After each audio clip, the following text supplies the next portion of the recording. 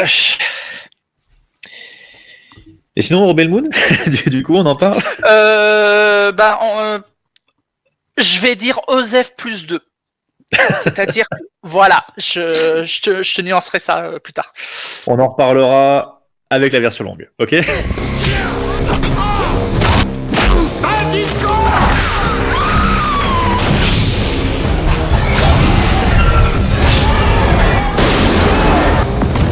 Tu l'as dans le cul, sale con.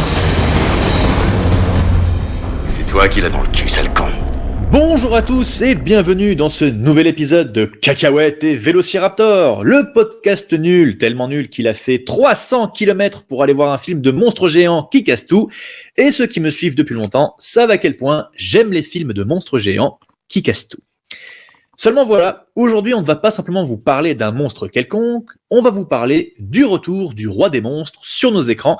Et oui, j'ai bien dit retour, car même si le Monsterverse existe toujours, et que cette année on aura droit à un nouveau film avec King Kong et Godzilla de nouveau réunis, allez savoir pourquoi, il est clair que l'esprit originel du lézard atomique ait quelque peu été amoindri ces dernières années. Mais ça, c'était sans compter sur Minus One.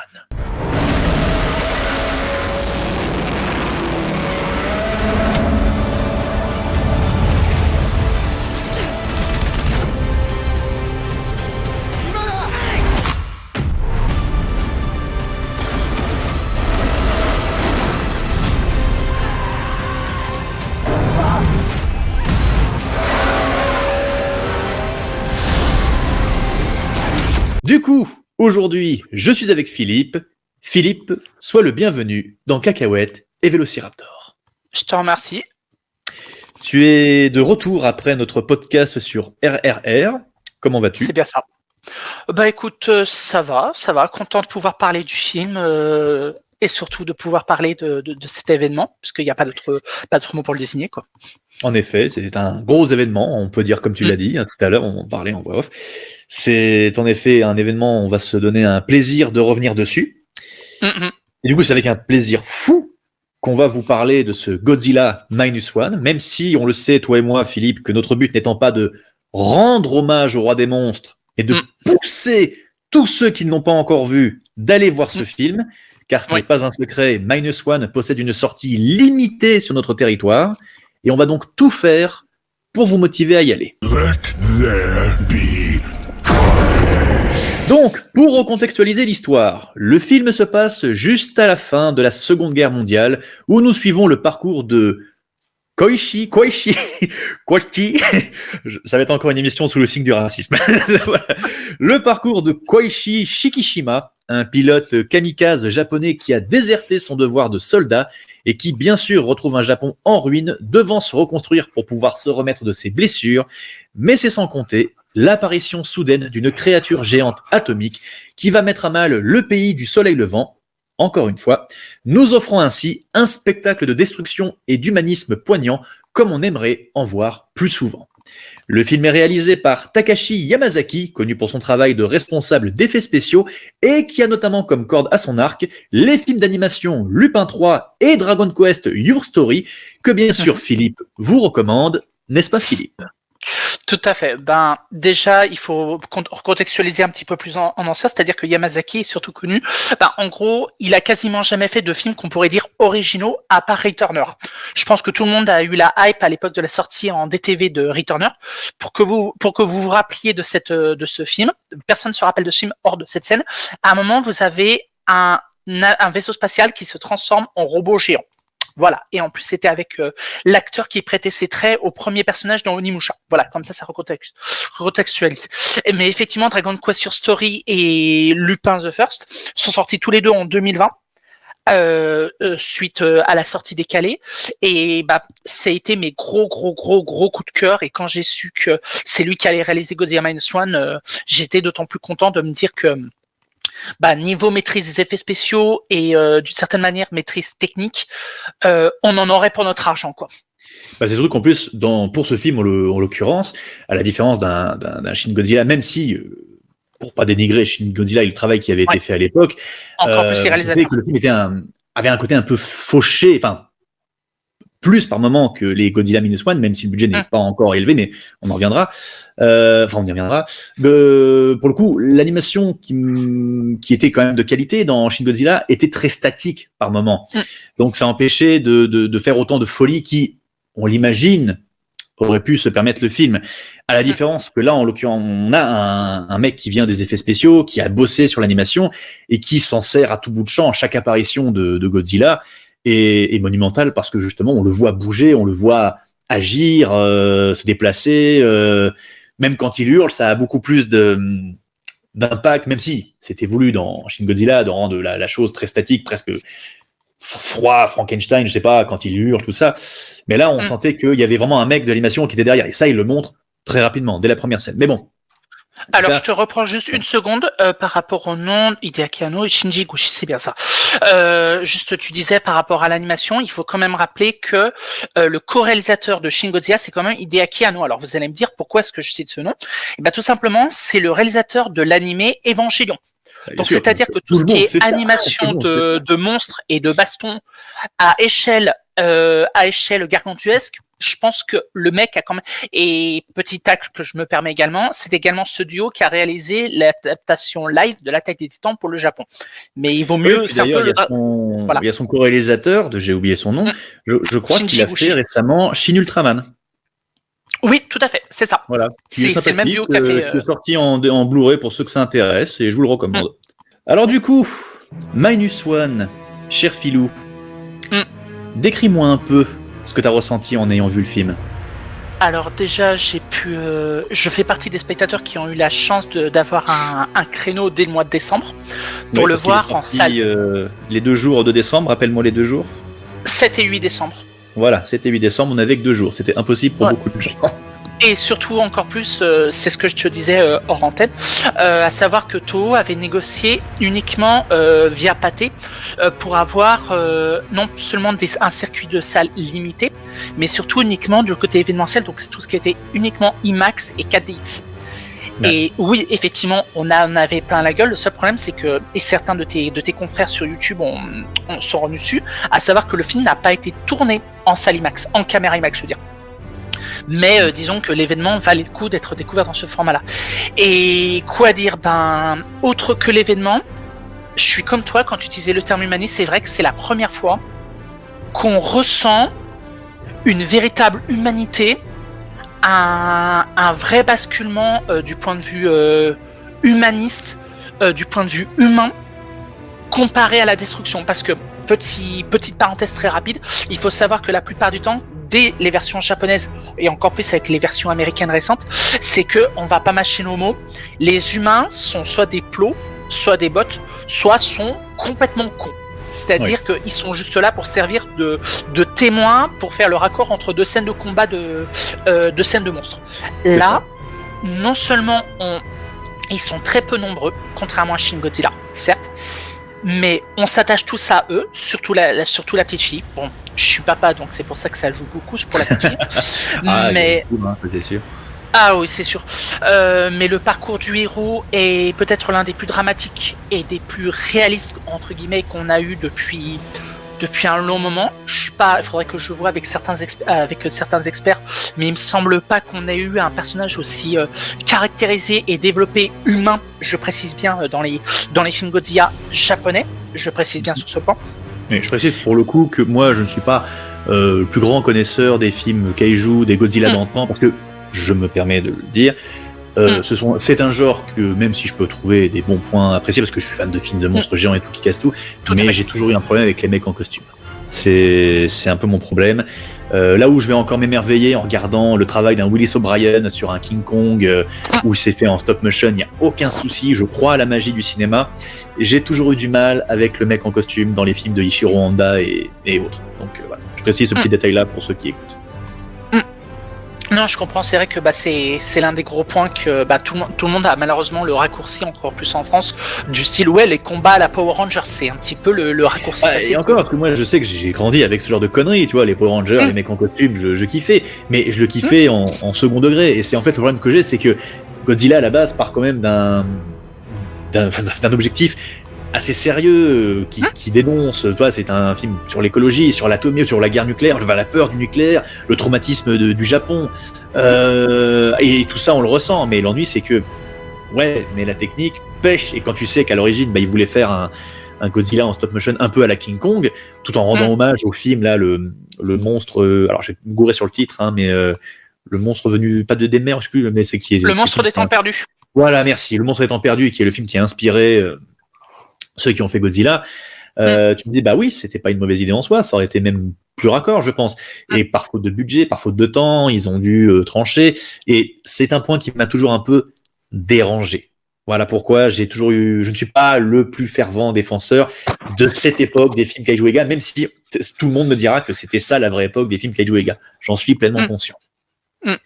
Tout à fait. Voilà. Mais ça n'empêche pas quand même que, tu citais tout à l'heure le fait qu'il y avait des mecs en costume, mais ça n'empêche pas que, par exemple, dès le film de 54, on avait une véritable sensation de peur, y compris dans la mise en scène, avec des scènes de hors-champ qui ont clairement inspiré le jeune Spielberg avec la fameuse scène, le fameux regard caméra. Mais disons que oui, effectivement, il faut être habitué disons qu'il faut être client de ce genre de film, tout à fait. D'ailleurs, tu as bien fait de préciser le mot que suscitait la peur à l'époque même d'un film comme Godzilla, parce que c'est un point assez important, et en effet, tu as fait un petit acte qui est totalement justifié pour le Monsterverse, quand bien même moi je suis, on va dire, bon consommateur de ce genre de conneries, parce que ça me fait toujours rire de voir des monstres géants se taper dessus et tout casser. Je suis le premier à considérer que c'est pas ouf, qu'on peut élever le niveau, et qu'à la base, surtout, les films Godzilla, on parle de monstres géants qui débarquent pour tout atomiser, on est censé ressentir une peur. Et si Shin Godzilla avait justement réussi à ramener ça à l'époque, enfin c'était en 2016, il faut quand même le préciser, avait réussi à renouer ça avec un Godzilla terrifiant, eh bien Minus One réussit quand même à lorgner, enfin je vais même dire réussit beaucoup à lorgner vers ce genre-là aussi, c'est-à-dire c'est qu'il a quand même réussi, alors en plus l'ingéniosité de la mise en scène, l'économie de moyens, mais le talent de son réalisateur fait qu'il réussit à donner vie bien sûr à Godzilla d'une bonne façon, mais surtout enfin à renouer aussi avec ce côté frayeur du monstre véritable. Ouais. Tout à fait. D'ailleurs, je voulais revenir sur l'iconicité qu'il utilise dans la toute première apparition. Alors, on peut se permettre de spoiler, c'est bon? Alors, on va faire de légers spoils. Ok.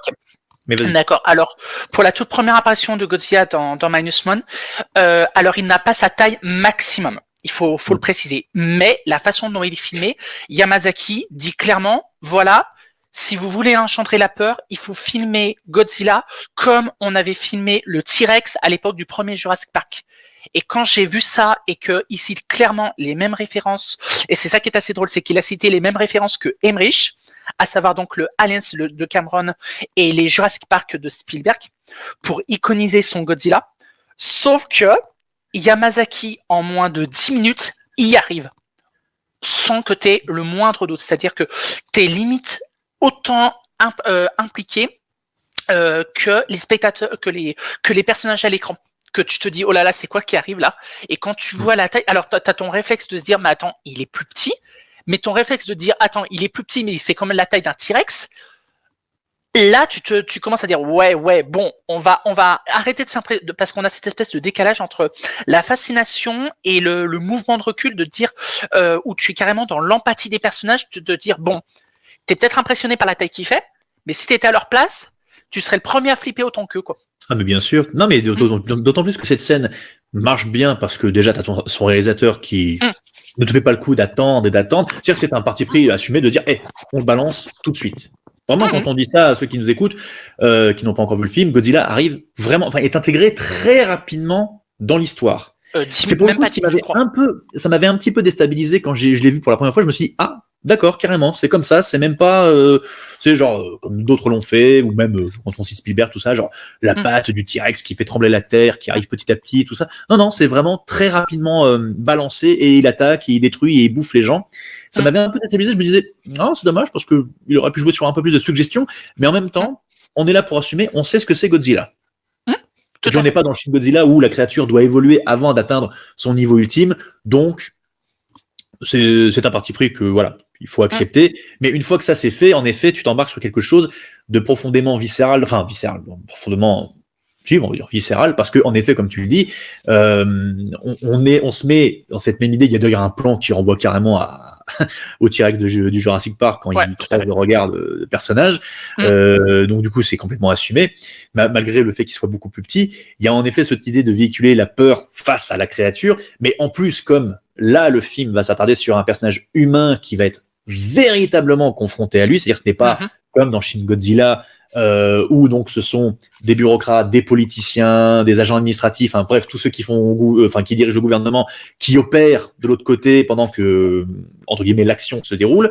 Là, non, les personnages sont avec Godzilla sur le terrain et ressentent la peur. Et d'autant plus mis en parallèle avec le traumatisme de ce personnage qui a donc refusé de se sacrifier, donc qui est un pilote kamikaze, qui a refusé d'accomplir son devoir, du coup se retrouve confronté à cette force destructrice qui apparaît comme une espèce d'ironie dramatique sur sa décision, qui vient donc presque le punir, en fait, qui va venir le hanter, ce qui amène donc Godzilla à devenir non pas simplement un symbole, même si ça l'est toujours, hein, bien évidemment dans le film, pas simplement un symbole de la peur de l'atomique, de la peur du nucléaire, mais clairement un symbole de la douleur, un symbole de la honte en fait qui suit en fait de la douleur passée qui suit ce pays, enfin qui suit donc ces personnages, ces anciens soldats qui ne veut pas les lâcher en fait, qui va les hanter encore et encore.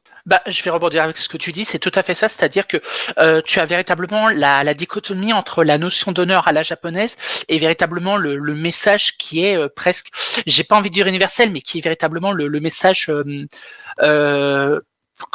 naturaliste, à savoir que le personnage principal de Koichi, c'est pas simplement qu'il représente un mort qui aurait dû l'être, c'est qu'il est littéralement l'incarnation de le déshonneur face à l'histoire du Japon elle-même. C'est-à-dire que si Godzilla représente donc la bombe atomique, le fait qu'il ne soit pas mort en tant que kamikaze, c'est limite c'est-à-dire que le personnage devrait être mort et devrait être l'incarnation il aurait dû mourir pour embrasser son honneur.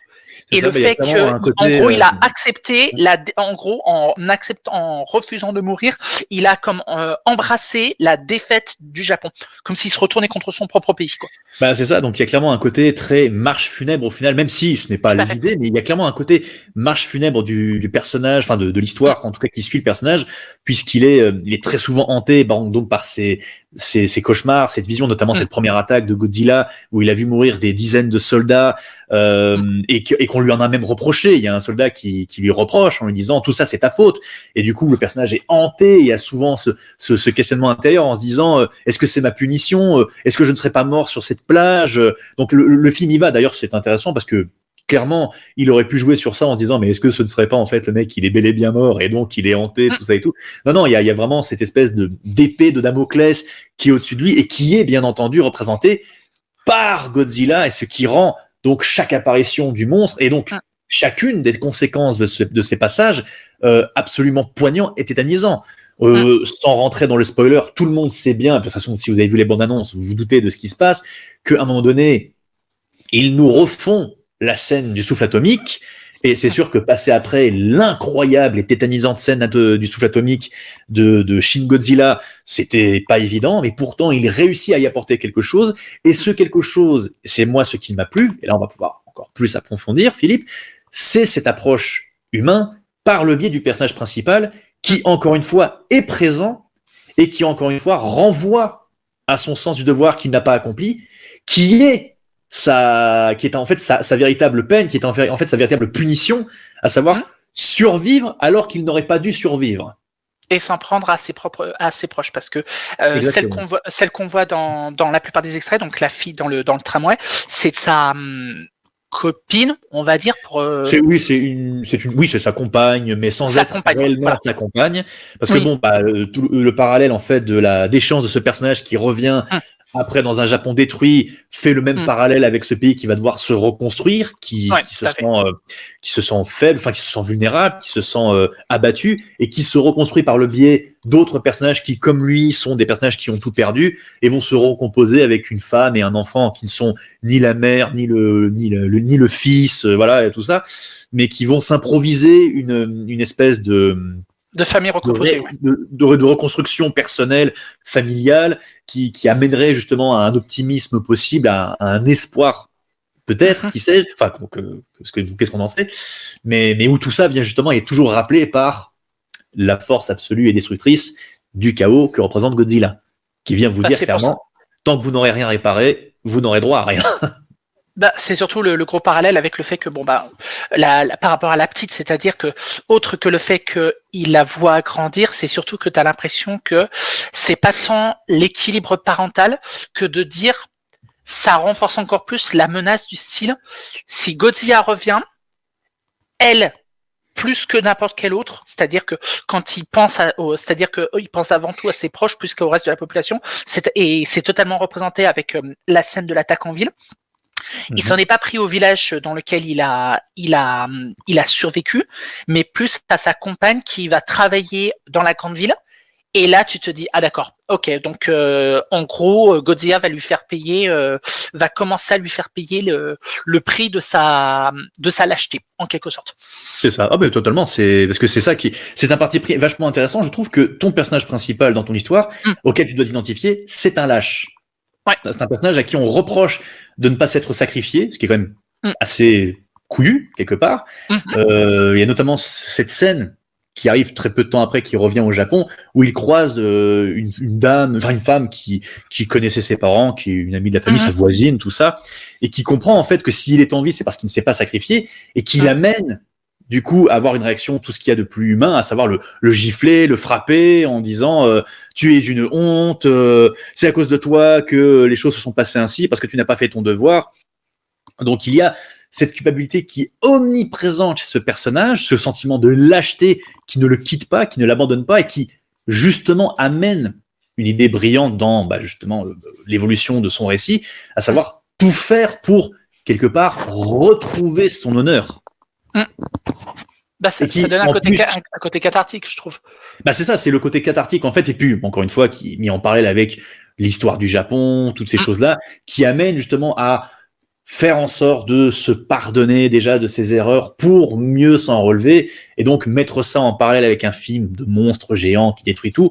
Là encore une fois, ça démontre pourquoi il y a un genre qui est, quand il est bien fait, on peut le considérer comme étant vraiment représentatif de son genre, alors que d'autres, on va citer en effet le Monsterverse, ne se contentent en effet que de montrer des monstres qui vont se taper dessus, et des personnages qui, comme tu l'as dit, ne sont que des plots, des bots ou des cons, et auxquels on va avoir aucun lien réel, aucun attachement profond. C'est ça, tout à fait. Ce que je voulais dire par cathartique, ce qui est assez ironique, c'est le cas de dire, c'est que c'est plus facile dans le cas de la voisine qu'il appelle ma tante en quelque sorte, qu'elle s'en prenne à lui du style je préfère m'en prendre à toi pour la simple raison que tu es la représentation cathartique de la défaite, parce que tu as renoncé à te sacrifier, plutôt que elle préfère, en gros, symboliquement parlant, c'est plus facile de lui foutre une baffe à lui que tenter de foutre une baffe à Godzilla, quoi. Oui, ou à Godzilla, ou au gouvernement, parce que même le film s'amuse encore un peu à faire son Shin Godzilla de manière un peu plus peut-être subtile, non, je sais pas si on pourrait dire ça, mais disons qu'il y a quand même des pics qui sont faits au gouvernement puis à l'histoire du Japon quelque part, en démontrant, parce que là c'est quand même un parti pris fort et plaisant. C'est pour ça que moi je te disais hors micro que j'ai trouvé Godzilla, de toute façon je savais que j'allais préférer Minus One à Shin Godzilla, même si j'aime beaucoup ce film, je savais que j'allais le préférer parce qu'il a cette notion que moi je privilégie avant tout, à savoir la notion humaine qui amène à l'émotion, en fait. Tout à fait. Dans Shin Godzilla, malgré tout l'amour que j'ai pour ce film, enfin tout le respect surtout que j'ai pour ce film, je ne ressens pas de réelle émotion, je ne ressens pas de réelle connexion, mais parce que c'est voulu. Je précise bien, en même temps, Anno, c'est un peu normal, il sait ce qu'il fait. C'est un peu comme dans Evangelion. Quelque part, il crée une distance, mais une froideur pour justement te déranger. Mais là où dans justement le Shin Godzilla de Anno, tu avais, je me rappelle une scène où en effet, tu avais presque ce contact qui était établi avec l'humain et Godzilla, où tu avais en effet le personnage qui sortait d'une voiture et qui avait la terre qui tremblait, et Godzilla qui était à 3 quartiers plus loin et qui le voyait et qui disait c'est donc ça Godzilla. Je crois que c'est la seule scène concrètement où il y avait cette connexion qui était établie. Après, ça n'empêchait pas évidemment que le personnage vive une épreuve très douloureuse par rapport à la destruction de Tokyo, tout ça, ce qui est encore une fois le cas dans Minus One. Mais là où dans Minus One c'est touchant, enfin c'est encore plus bouleversant, c'est que ce sont ces points de vue d'humains que nous suivons. Tous les personnages qui sont présents, c'est leur point de vue que l'on suit, qui sont témoins de cette souffrance, qui sont témoins de cette douleur, et qui vont devoir s'associer et se relever ensemble pour réussir à défaire cette menace. Parce que c'est important de rappeler que oui, Godzilla à la base, c'est une menace. Ce n'est pas un sauveur, ce n'est pas un super-héros, hein, même si on veut nous faire croire que parce qu'il court à côté de King Kong, ça fait de lui un super-héros. Mais non, à la base, c'est une menace. Et c'est ce que j'ai toujours aimé, en tout cas mon rapport avec ce genre de film, c'est que ces entités, ces divinités presque, on pourrait les appeler de monstres géants, poussent l'humanité à devoir s'associer, à s'unir pour les défaire. Ce qui m'a beaucoup plu aussi avec le personnage, c'est vu que tu parles de la notion de grandeur limite divine, puisqu'il faut vraiment utiliser le terme colère divine. C'est également le parallèle avec justement le fait que on est sur comment dire, la plongée dans la psyché du personnage, à savoir que tu te dis que la psyché du personnage est quasiment représentée par la topographie des lieux. Le premier travail qu'il va accepter, c'est d'enlever des mines dans le secteur de l'île où justement Godzilla est apparu la première fois et où justement il a déserté. Et en plus la notion de la mer, parce que alors petit truc très rapide, en gros l'océan représente l'au-delà, c'est la limite de l'au-delà avec le Japon, donc c'est-à-dire que le fait qu'ils doivent retraverser l'océan pour se rendre là où il aurait dû mourir, et que c'est justement là où Godzilla va réapparaître dans le secteur où il a échoué il y a 10 ans. Je trouve qu'en termes de symbolique, elle est juste mais magnifique, quoi. Encore plus que, comme on me l'a fait remarquer il y a pas très longtemps, la première apparition de Godzilla c'est quoi, 1 an ou 2 ans après, c'est repris directement. C'est une reconstruction qui rappelle beaucoup les Dents de la Mer, encore une fois, quoi. Ah bah totalement. C'est que là, il y a même pas de doute en fait. Hein. Concrètement, le gars qui dit j'ai aimé les Dents de la Mer comme n'importe qui. Je vais vous faire ma scène à moi des Dents de la Mer, sauf que je vais y mettre mon truc. Et en effet, cette scène, pour le coup, que je ne m'attendais pas à voir aussitôt dans le film. Je pensais que ce serait la scène de fin, justement. Mais peu importe. Quand j'ai vu cette scène, enfin, comme n'importe qui, je pense qu'on a tous été pris d'une certaine frayeur dans le classicisme, en effet, de la mise en scène, mais surtout, ce rappel, encore une fois, tout simplement d'une idée toute conne, comme les Dents de la Mer étaient, où, au final, on rappelle quand même que le bateau, il n'est pas vraiment poursuivi par un requin. Hein. Il traîne juste 3 bidons derrière lui. Hein. Faut pas l'oublier. Hein. Mais pourtant, le talent de Spielberg, la suggestion, la suspension d'incrédulité faisait tout le travail. Là, il suffit juste de montrer quelques épines dorsales et surtout la tête du monstre pour susciter beaucoup plus de crainte et de peur que toutes les scènes quasiment du Monsterverse. Et encore, j'exagère, je suis méchant, mais plus ou moins. Pratiquement. Non, mais c'est surtout, qu'est-ce que je voulais dire par rapport à la première apparition de Godzilla, c'est surtout que t'as vraiment l'impression que voilà, c'est sur la mise en scène que tu citais Spielberg. J'ai vraiment l'impression que ce qui fait du bien, encore plus en 2023, c'est-à-dire c'est qu'il est revenu à une vraie forme de classicisme malgré le fait qu'il vienne du circuit des effets spéciaux. C'est-à-dire que contrairement au reste de sa filmographie où il est très tape à l'œil. Tout à l'heure on parlait hors caméra de Sam Raimi par exemple. Ou de James Wan. Là, il est vraiment dans un classicisme où c'est pas pour rien qu'on citait Spielberg, c'est parce que il veut revenir vraiment à un fondamental que cette fois-ci, c'est ça qui est assez drôle, c'est que dans l'intro, il a dit Emmerich apparaît ici, je vais le faire. Et là, la seconde référence qu'il a citée entre la première apparition sous-marine et la première apparition terrestre, c'est cette fois-ci, il se confronte au territoire de Gareth Edwards, donc le réalisateur du premier, du Godzilla du Monsterverse. Et là, je me dis, d'accord, il veut citer Spielberg. Ok, bah, je vais te montrer ce que c'est que de citer Spielberg. Et c'est presque une sorte de petit jeu où Yamazaki, alors je pense que c'est plus du côté de son humilité japonaise, où il se restreint à citer sans jamais péter plus haut que son cul en disant c'est pas parce que je vais citer Spielberg que je sais que je vais faire mieux que Spielberg.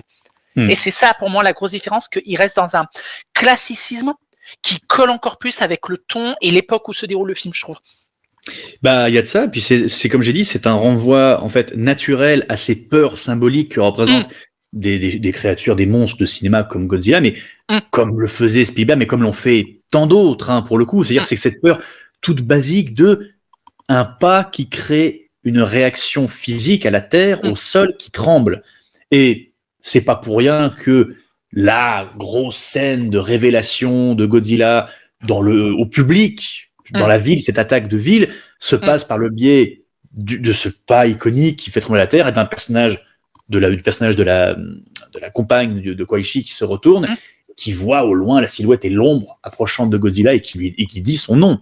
C'est cette peur symbolique, fédératrice en fait, de la forme, tout simplement, qui revient à ce qui a été toujours fait de mieux au final. C'est comme le T-Rex dans le Jurassic Park. Est-ce qu'on avait autant peur de son cri et de sa forme que du fait de savoir qu'il était présent et qu'il arrivait? Et il y a de ça aussi qui est dans... Comment ? Ou de son absence, ce qui fonctionne très bien. Ou de son absence, mais l'absence justement suggérant qu'il va finir par arriver. C'était ça qui fonctionnait le mieux, je trouvais au final, et ça fonctionne dans ce Minus One, mais où en plus ça fonctionne, donc il arrive à citer ses classiques, il réussit à se les approprier. Tu cites en effet Gareth Edwards, malgré l'appréciation que j'ai de ce premier film du Monsterverse qui était quelque part, je pense, le plus fidèle un peu dans les intentions de départ à ce que aurait pu être un film et un univers avec Godzilla. Le film restait quand même un certain pétard, enfin restait quand même un pétard mouillé, une petite douille faite au public, parce que j'invite les gens qui vont écouter ce podcast et qui se posent des questions, revoyez les teasers, les trailers d'antan du premier Godzilla, et vous verrez que mine de rien, toute la promo s'accentuait à nous faire croire que Godzilla allait être la menace. Et c'était un truc qui fonctionnait bien, ça donnait envie, parce que oui, à la base, c'est lui la menace.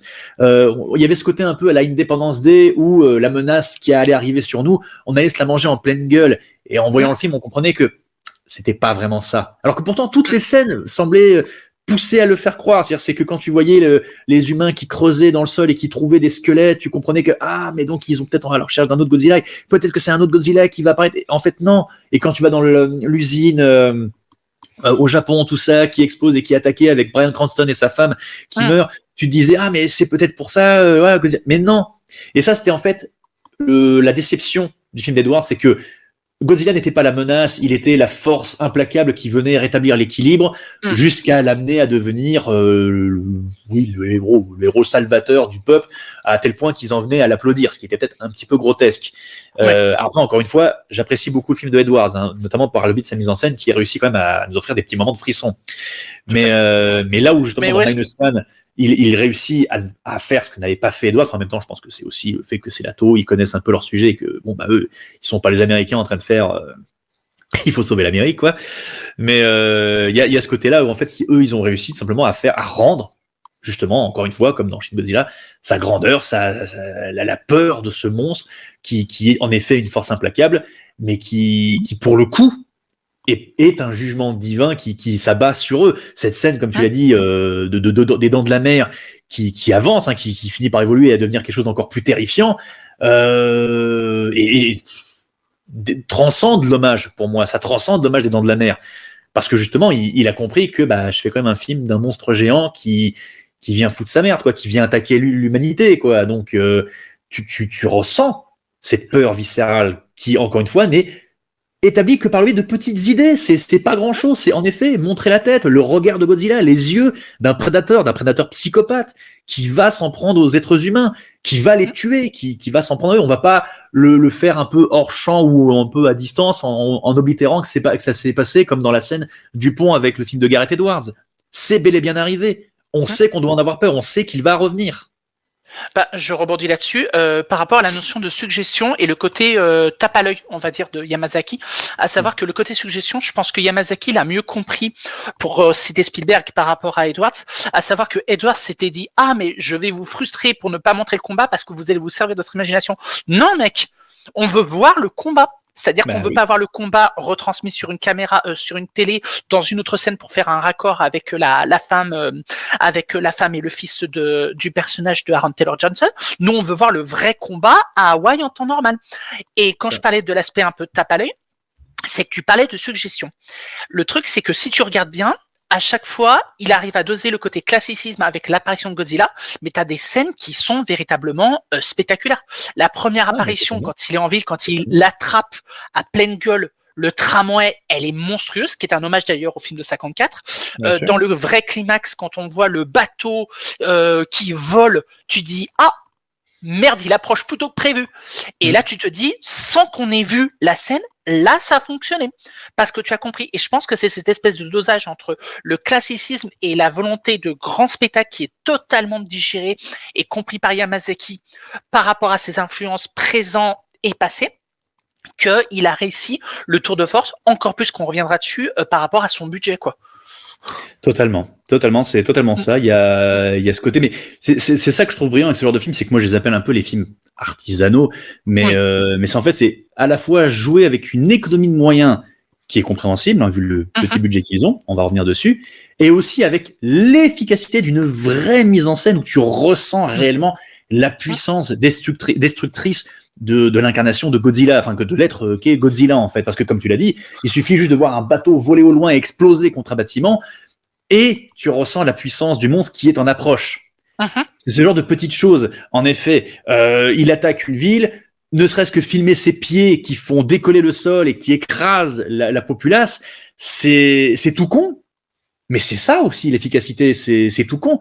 Ce qu'on appelle aujourd'hui, revenir à une forme de classicisme, ça me fait penser au même type de classicisme quand on citait le cinéma indien et notamment RRR, ce genre de choses, où en effet on revenait au classicisme des thématiques, la fraternité, l'amour, la famille, toutes ces choses-là, tout comme dans Minus One, qui sont presque les mêmes au final, mais qui cherchent à véhiculer les émotions attendues. C'est-à-dire, c'est que moi, pour la première fois de ma vie, je tiens à le dire dans ce podcast, j'ai été ému à la fin d'un film Godzilla. Ce qui n'est pas rien quand même. J'étais ému parce que le mec savait où il m'emmenait, il comprenait le parcours, le récit initiatique de ces personnages, d'où ils partaient et d'où ils finissaient, à tel point que ça visait justement à me faire ressentir ces émotions voulues. Quand j'avais cité cette femme qui accueillait... notre anti-héros à la base, qui a déserté son poste et qui le giflait en transmettant sa colère et la honte qu'il représentait, quand ils te refont la même scène à la fin du film, mais que c'est tout l'inverse, puisqu'à ce moment-là, le personnage a renoué avec son honneur, a réussi à rétablir quelque part l'équilibre dans la force, non j'exagère, mais qu'il a réussi à se sauver lui-même et à sauver ceux qui comptaient sur lui, et que du coup, il a eu son arc rédempteur et que tu as ce personnage féminin qui arrive et qui fait la même chose, qui le gifle, qui le tape, mais ému, rassuré de se dire qu'il a fait son devoir et qu'il est toujours en vie. Il y a ce côté profondément humain, ce classicisme dont on parlait, qui est là, qui est présent. Ça n'a pas besoin d'être incroyable, de complexité. Non, c'est tout. Et c'est pour ça aussi que je disais que je préférais ce Minus One à Shin Godzilla, parce que Shin Godzilla n'avait pas trop réussi à susciter autant d'émotions pour ma part, malgré la qualité de son film. Là, en l'occurrence, j'ai la qualité, mais j'ai aussi ce que je suis venu chercher, à savoir un véritable sentiment d'accomplissement. Quand on parle d'une histoire avec des personnages qui sont confrontés à un monstre géant. C'est pas juste une farce, c'est pas juste une blague, c'est pas juste un blockbuster. C'est une histoire de survie. Parce qu'il est question de ça dans ce film, il est quand même question de survie pour les personnages. Tu me tends la perche par rapport à Blockbuster, parce que pour reprendre un de tes anciens podcasts, d'ailleurs, j'ai pas compris pourquoi tu l'avais supprimé. C'est l'un des rares en 2023 avec Donjons et Dragons. Je préfère préciser, et un petit peu les Gardiens de la Galaxie, mais on est dans un modèle un petit peu particulier. C'est pour ça que je préfère citer Donjons et Dragons, pour le côté véritablement essence noble du terme de l'aventure, de la compréhension du spectacle à l'ancienne, mais avec des moyens modernes. Et le truc, c'est que malgré la démesure du spectacle, jamais t'as l'impression que allez, petit tacle très rapide, je sais que je vais me faire taper dessus pour avoir dit ça, mais t'as pas l'impression que comme tous les blockbusters depuis plus de 20 ans, et je ne cite pas forcément que Marvel, ça couvre aussi bien de Fast and Furious à n'importe quel blockbuster qui sont sortis ces 10 dernières années, où t'as pas l'impression de simplement waouh, ils sont beaux les effets spéciaux, waouh, c'est quand la cinématique, je veux dire quand est-ce que la scène d'action se finit. Là, c'est véritablement, tu es embarqué dedans, à tel point que même avec ton habitude de spectateur, il arrive à faire deux choses. Premièrement, dans les scènes d'action, à t'immerger totalement au point que tu oublies absolument la notion de spectaculaire et d'effets spéciaux. Donc, c'est-à-dire, tu n'es pas spectateur, tu es véritablement embarqué dedans.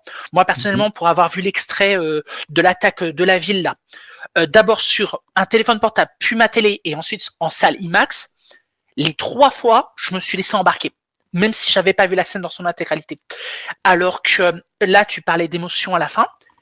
Ce qui est très très très très fort avec Godzilla Minus One, c'est que tu parles d'émotion, et avec la notion du cynique à tout va, pour vraiment du cynique facile, pour vraiment utiliser le terme exact, malheureusement, c'est qu'il arrive à ressentir de l'émotion avec quelque chose qui uniquement fonctionne si tu acceptes le compromis de la suspension d'incrédulité.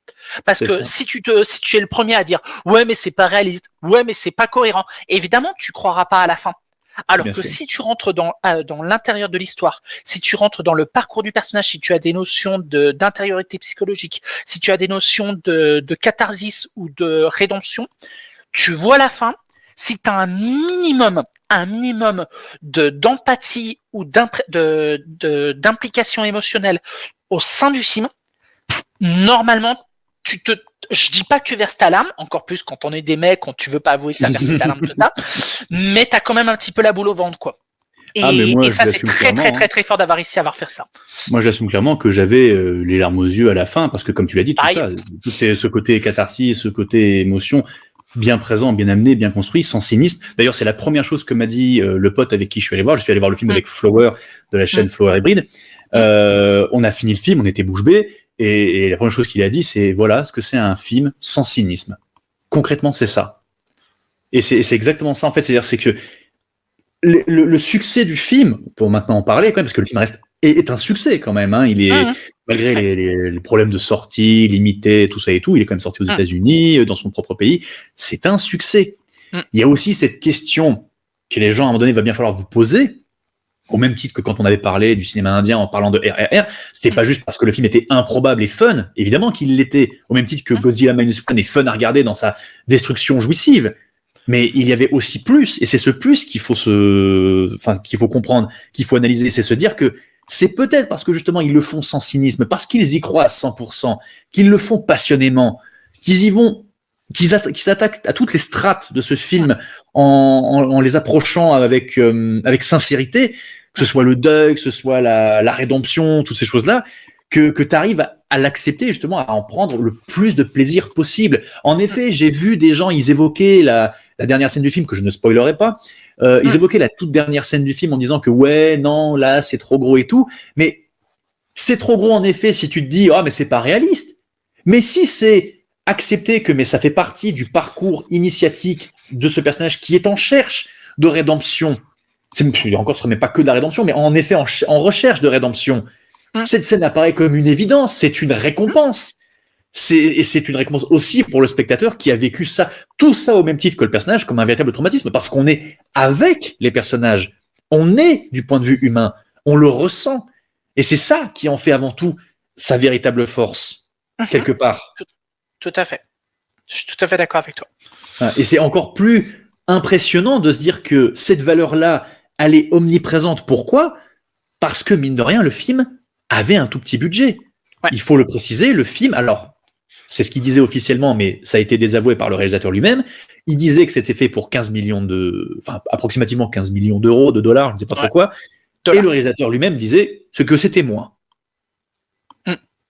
Alors bon, évidemment, on va pas se mentir, il y a les conditions de travail au Japon qui doivent faire la chose aussi. Mais ça n'enlève en rien au fait qu'il y a des mecs, ils ont fait avec un budget digne d'un film français, un des meilleurs films de 2023.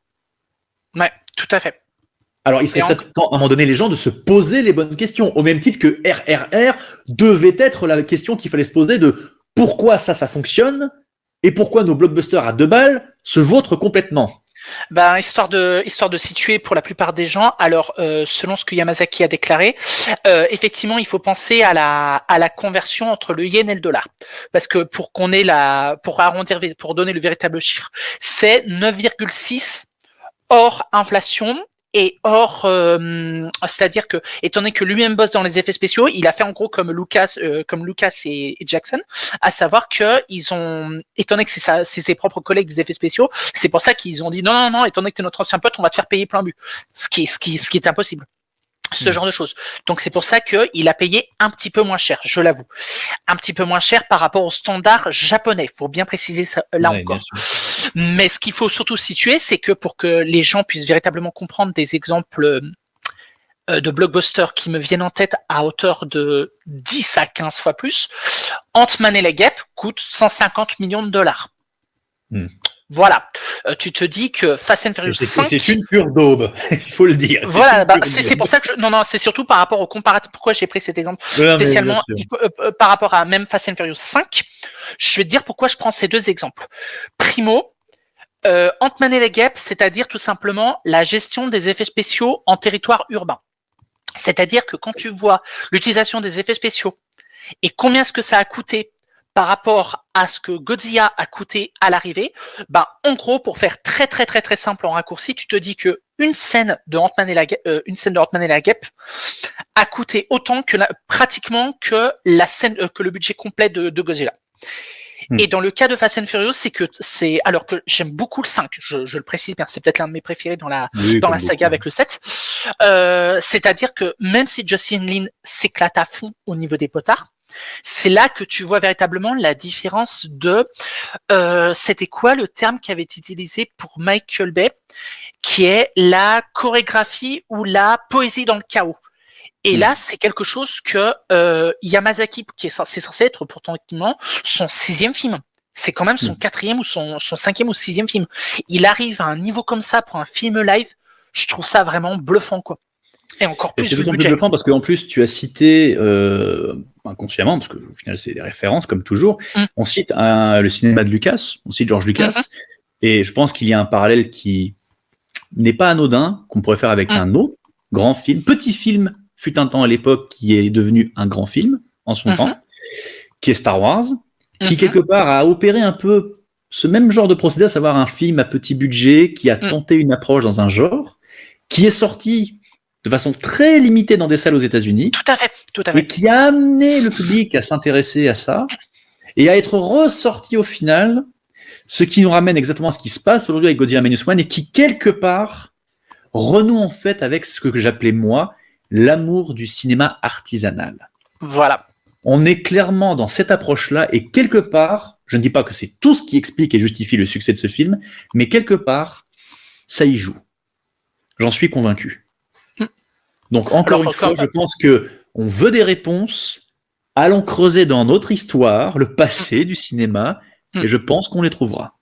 Je pense qu'il y a aussi du côté japonais, mais étant donné que on n'a pas tous les deux la culture nécessaire pour tout ce qui est cinéma japonais d'exploitation globale, autre que ce que on nous a exporté entre les années 50 et les années 80, je pense que forcément Yamazaki a dû puiser dans des références autres qu'américaines. Non, mais je ne dis pas qu'il a puisé que dans les références américaines. Je pense que déjà, certaines références sont intrinsèques parce qu'au final elles arrivent comme ça, c'est l'histoire qui nous montre, à un moment donné on s'inspire, mais on s'inspire même involontairement quelque part. Je pense qu'il y a aussi beaucoup plus d'inspiration du côté japonais que de références américaines, évidemment, non pas pour les dénigrer, parce qu'au final l'hommage aux Dents de la Mer est quasi évident, je veux dire à aucun moment il ne saute pas aux yeux, hein. Oui. Mais non, mais je pense surtout qu'il y a clairement en fait une volonté tout simplement, encore une fois, de renouer avec ce qui a toujours et fait encore aujourd'hui, c'en est la preuve, la force d'un cinéma de passionnés pour des passionnés. C'est, Ben, c'est en parmi tout cas, les, excuse-moi, moi, parmi les références que j'avais en tête, surtout quand je parlais parmi eux, par exemple, pour rester dans le secteur du kaiju eiga, par exemple, entre l'intro et la scène de la première déminage sous-marine, ouais. il a été, et là j'ai trouvé ça vraiment brillant, reprendre la même scénographie que Honda sur celui de 54.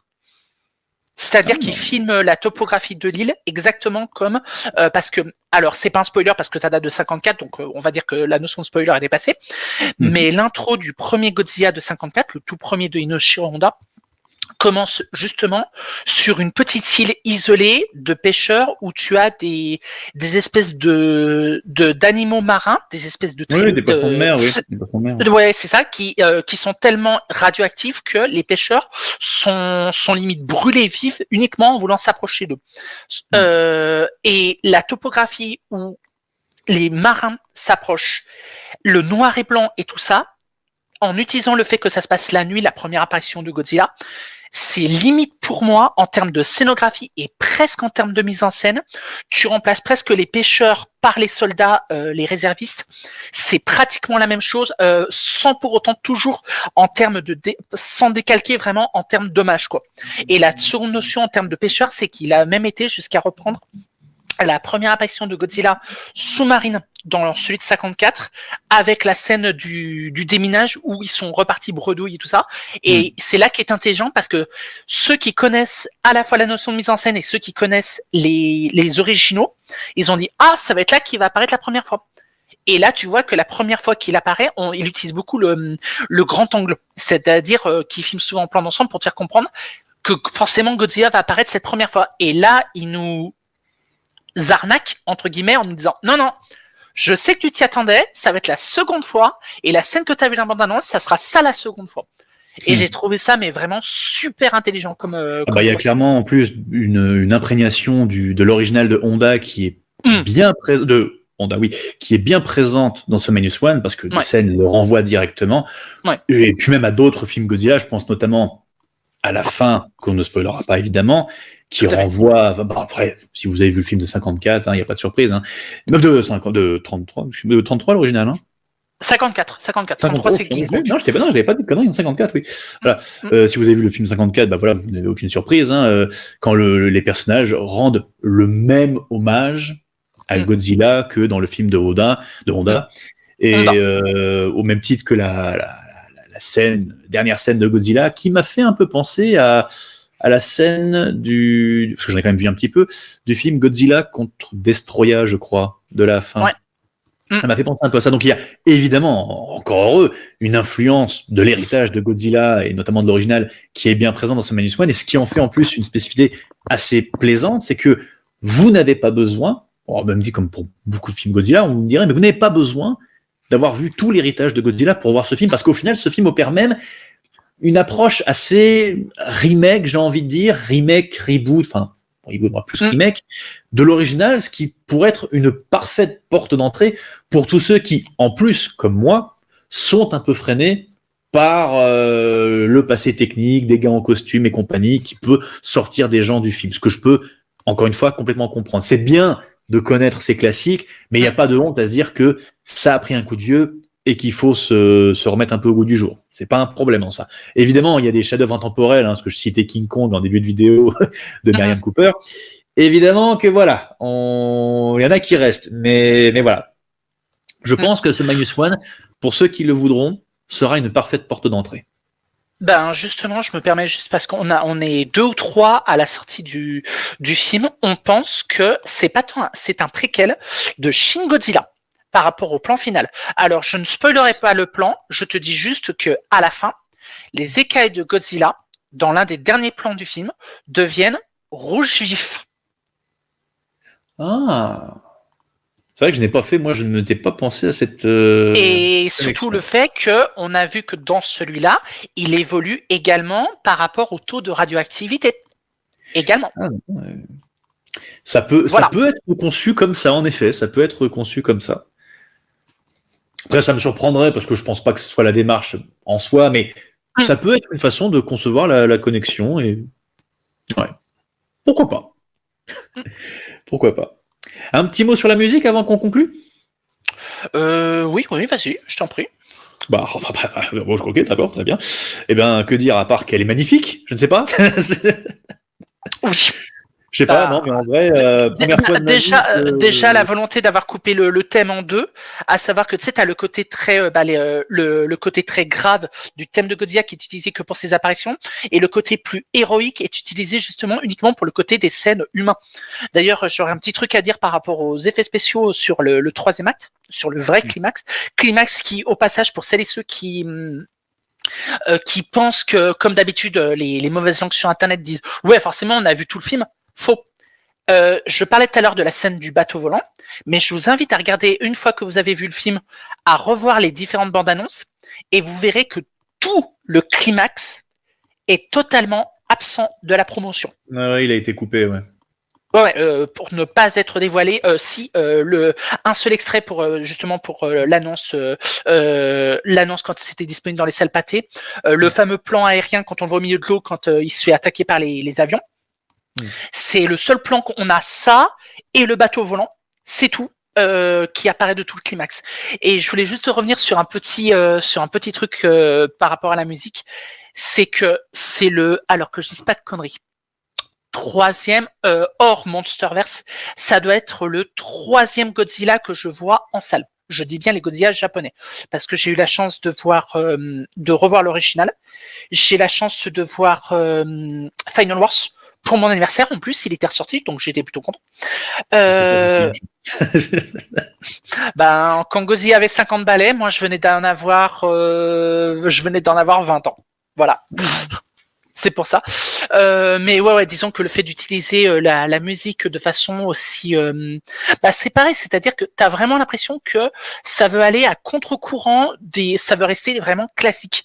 Que pour citer le grand exemple moderne, à savoir donc notre cher Hans Zimmer, pas taper pour les pros Zimmer, j'en connais un qui risque de me taper sur les doigts s'il m'entend.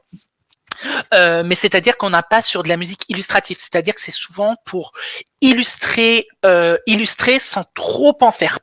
C'est-à-dire que c'est vraiment pour illustrer l'action, mais sans en faire des caisses. C'est-à-dire que tu peux regarder la scène, la musique souligne, mais sans pour autant en rajouter plus qu'il n'en faut pour l'émotion. Ou alors de façon vraiment parcimonique.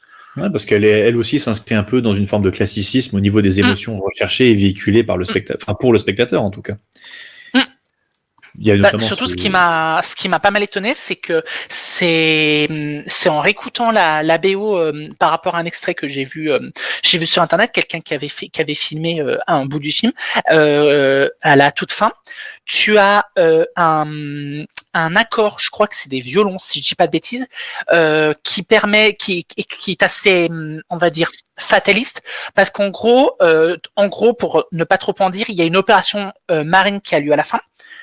Et on a le thème de Godzilla, toute la partie plus envolée lyrique et qui se déclenche en même temps qu'on a les mouvements des bateaux. Et quand tu vois que le plan est sur le point d'échouer, comme dans beaucoup de films, ils ont l'intelligence de reprendre les mêmes violons de la défaite que dans la scène d'intro avec le héros. Et là, c'est qu'il y a un double sens, c'est-à-dire que c'est pas pour souligner le fait que le héros va approcher, mais pour souligner le fait que est-ce que par le plus grand des hasards, le plan va pas capoter vu que Godzilla avait prévu le coup? Et cette espèce de suspense musical, j'ai dit, ah ouais. Et ça te fait encore plus doute, parce que tu sais, t'as l'habitude t'es sûr que le plan va forcément foirer à un moment ou à un autre. Et là, cette fois-ci, c'est la musique qui te dit, tu te rappelles le thème que j'ai balancé, vu le traumatisme qu'a eu le héros? Imagine, je te le balance au pire moment qui soit en termes de timing. Et j'ai trouvé cette espèce de timing absolument génial. Il est surtout en plus bien raccord avec, à ce moment-là, le parcours du héros qui est sur le point de s'achever, on n'en dira pas plus évidemment, et où, là, en tant que spectateur, le film réussit à nous agripper et à nous faire nous dire, est-ce qu'on y est vraiment? Est-ce que c'est vraiment ce qui va se passer? Et c'est là où, justement, pour moi, le truc fonctionne à 100%, c'est que peu importe ce que tu décides de faire, ton émotion, j'y ai cru. C'est un peu...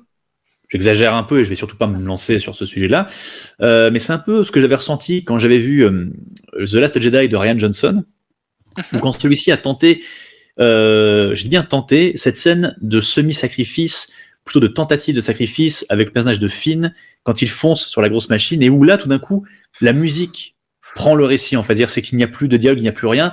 Les intentions sont claires, le personnage, tout est clair. Et où, en fait, tu te dis à ce moment-là, quelque part, j'y crois. Peu importe ce que tu décides, j'y ai cru. Alors après, on sait bien que cette scène-là, en soi, n'aboutit pas à ce qu'on pensait tous qui aurait pu aboutir, même si ça aurait pu fonctionner. Mais le fait est qu'à ce moment-là, tu t'es dit, j'y ai cru. Pour moi, c'est suffisant. Oui, et quelque part, dans Minus One, j'ai ressenti la même chose. Parce qu'encore plus que pour reprendre ton parallèle avec le dernier Jedi, c'est que c'est limite, et c'est pour ça que ça énerve beaucoup les fans, c'est parce que c'est accepter le changement et surtout accepter la défaite. Et ce qui est encore un plus gros troll de la part de Rian Johnson, c'est que tu dis que la notion de sacrifice va se faire avec le personnage dont techniquement, tout le long, c'est l'arc narratif le moins intéressant du film. Et c'est avec lui qu'on va offrir la notion de sacrifice et qui veut nous faire croire qu'on va nous offrir la notion de sacrifice épique, souligné par la musique quand on parle en plus de John Williams derrière, quoi. Et j'ai trouvé ça, comme d'habitude, la notion de troll chez Rian Johnson, quoi. C'est ça, mais qui est mis en parallèle, parce qu'on parlait de Minus One et c'est un peu le sujet, où en effet il te refait un peu la même chose parce qu'il y a des personnages qui apparaissent, qui réapparaissent et qui amènent justement à cette unification de l'être humain, des êtres humains, justement, cette coalition humaine qui fait en fait toute la chaleurosité du film, en fait, qui est portée à un point que quand tu arrives en effet à croiser deux personnages à la fin qui se font une accolade, ça procure 1000 fois plus d'émotion que tous les blockbusters sortis, j'exagère, ces 20 dernières années, peut-être. J'exagère, mais voilà. L'émotion, comme toujours. Moi, c'est surtout, tu sais, alors c'est le coup du cliché le plus connu au monde dans les films de guerre, d'aventure, tout ça. Tu sais, le côté pas réunion, mais engagement d'hommes. Tu sais, tu as les notions d'hommes. Tu as des hommes qui sont sur le point de se sacrifier et tu as le doute de savoir est-ce que vous êtes prêts ou pas, et que tu as tous ces hommes qui se regardent entre eux. Et tu te dis, et là, t'en as un qui avance qui fait « je suis prêt ». Puis t'en as un deuxième qui arrive et tu te dis, normalement, en tant que spectateur, t'as les clés, tu sais que ça devrait pas fonctionner. Mais là, même avec des personnages que tu connais que depuis moins de 5 à 10 minutes, tu te dis « ah ouais, il est fort ». Parce que quand on te dit « donc, des personnages sont sur le point de littéralement se sacrifier pour faire réussir le plan », pour en plus, en parallèle, toujours avec l'histoire de leur pays, de leur héritage, qu'ils veulent se pardonner, qu'ils veulent la rédemption, tout ça, donc c'est encore plus fort. Oui, en plus, il me semble, si je dis pas de bêtises, que c'est des vétérans, c'est-à-dire que la plupart... il y a ce côté-là, en fait, des anciens soldats qui vont, comme j'ai dit, d'où ce que je disais en début de vidéo, qui vont réparer ce qui doit être réparé. La notion d'honneur, politique, la notion d'honneur, toujours. La notion d'honneur, c'est à eux de le faire, qui converge avec le parcours, bien sûr, du personnage principal. Tout à l'heure, tu parlais que, contrairement aux Américains, il y a très peu d'aspect nationaliste. Alors, disons que oui, c'est juste que contrairement aux Américains, et spécialement, je pense à Emmerich, par exemple, on a rarement le drapeau du Japon qui flotte tous les 10 minutes. Ça, c'est sûr que c'est pas du tout la notion. Mais la notion de nationalisme et la fierté patriotique, là, le truc, c'est que je comprends totalement pourquoi est-ce que si t'étais un minimum, si tu comprenais un peu la notion de patriotisme selon les codes japonais, je comprends que tu serais encore plus embarqué, et le fait que, mais techniquement ça devrait pas marcher sur nous, tu parlais de RRR tout à l'heure, c'est-à-dire qu'on te fait comprendre des notions historiques, patriotiques ou nationalistes, qui normalement ne nous parlent pas, ne devraient pas nous concerner, mais justement par le vecteur de l'émotion, tu te sens autant impliqué que si tu étais toi-même indien ou japonais. Et je trouve ça très très très très très fort. Parce que ce sont des valeurs universelles au final, le sens du sacrifice, la famille, l'amour, tout ça c'est omniprésent, mais c'est comme si aujourd'hui, parce qu'on clash les blockbusters ces dernières années, évidemment il y a toujours des exceptions, on va me dire le contraire, mais le problème c'est que pourquoi on les clash? Mais parce qu'on a l'impression que eux ils les oblitèrent, on n'a pas l'impression qu'on va se retrouver chamboulé par ça, parce qu'ils ne vont pas ils vont pas aller chercher, ils vont laisser ça planer pour faire genre, mais c'est pas ça qui les intéresse, alors que là clairement, ceux qui font ce genre de film, en tout cas Minus One, c'est clairement ce genre de porte-étendard. comme le film qu'on a cité, RR, tout ça, ce sont des porte-étendards parce qu'ils y croient sincèrement. Le côté nationaliste, au final, c'est qu'un prétexte. On s'en fout. Moi, c'est pas tant le fait qu'on montre le drapeau japonais qui flotte qui compte. Ce qui compte, c'est que je crois au sacrifice de ces personnages et que je sois touché du fait qu'ils veulent se sacrifier, qu'ils y croient. Et d'ailleurs, c'est le point culminant du parcours du héros, quand celui-ci avoue enfin être prêt à le faire et que parce qu'il l'a reconnu, un personnage important dans l'intrigue lui révèle un petit détail qui va changer la donne à l'histoire. Et c'est parce qu'il l'a vu de ses propres yeux, qu'il a compris que c'est bon, il a compris ce que c'était l'honneur, qu'il peut se permettre d'espérer plus qu'à un simple noble sacrifice. Mais bon, on n'en dira pas plus parce que sinon là ce serait vraiment spoiler le film, et je pense que là on va pouvoir arriver à la conclusion de cet épisode. Du coup, Philippe, Minus One, conclusion, qu'en est-il en une simple phrase? Je sais que c'est difficile, mais selon toi, qu'est-ce que Minus One? J'ai envie de dire un grand blockbuster classique dans le plus noble sens du terme. Bah, je trouve que ça lui correspond bien. Et donc, au cas où vous ne l'auriez pas compris, ceux qui nous écouteront, vous devez impérativement aller voir ce film. Il est disponible depuis le 17 janvier jusqu'au 31. Ça vous laisse peu de temps, mais c'est totalement faisable. Surtout que je me permets juste un tout petit truc, c'est pas comme si l'actualité en salle en plus était florissante. C'est-à-dire que là, en termes de propositions, c'est-à-dire que pour le spectateur qui a envie de se distraire les week-ends, alors oui, il va y avoir le double filtre, à savoir qu'il n'y aura pas de VF. Certes, il faut bien préciser ça, par contre. Oui, c'est sûr. Mais franchement, pour ceux qui ont envie non pas de se bouffer du blockbuster, ça c'est vraiment une notion très importante, c'est-à-dire de se rappeler véritablement comment on fait un vrai film à grand spectacle, qu'on donne c'est-à-dire que c'est pas simplement le plaisir de se dire, encore plus l'année dernière avec le tacle anti-Disney qui a été plus que virulent et punitif, mais là c'est véritablement la leçon même de dire. Et pareil comme pour tout ce qui est cinéma de genre en France, si vous voulez en voir plus souvent, si vous voulez que le cinéma américain arrive à retrouver une sorte de souffle de déclic, il faut encourager le film, il faut soutenir le film le plus possible tant qu'il est en salle.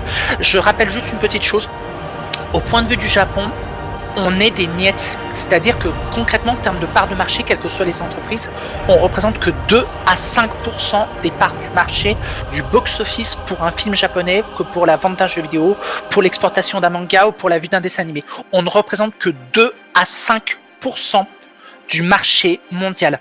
Le seul problème, c'est qu'on gueule beaucoup, on parle beaucoup sur les réseaux sociaux, il est temps qu'on se fasse entendre et que si on veut faire comprendre qu'on a envie de voir par exemple la suite de ce Minus One ou d'autres films de ce genre à venir, eh ben, il faut le faire comprendre ici et maintenant.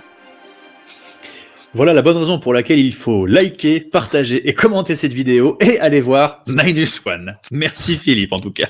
De rien. Maintenant, sucez-moi la bite. Bien, et bien sur ce, je pense que nous allons pouvoir nous séparer. Donc, vous l'avez compris, Godzilla Minus One, c'est encore disponible au cinéma. Foncez au cas où ce ne serait pas assez clair. Philippe, je te remercie grandement d'avoir participé à cet épisode avec moi. Je pense qu'on aura l'occasion de reproduire la chose, encore une fois. Pas de problème. Je renvoie à tous ceux que ça intéresse, vous pouvez me suivre sur Facebook, sur Instagram, bref, vous connaissez la chanson. Je vous donne un rendez-vous très vite sur une autre vidéo sur la chaîne et à bientôt encore une fois dans le podcast Cacahuètes et Vélociraptor. Je vous dis à très bientôt et Philippe, je te laisse le mot de la fin. Vive les films de Kaiju Eiga quand ils sont bien faits, que les humains sont des humains. Ce sera le mot de la fin. Merci Philippe. Allez, ciao à tous. Ciao.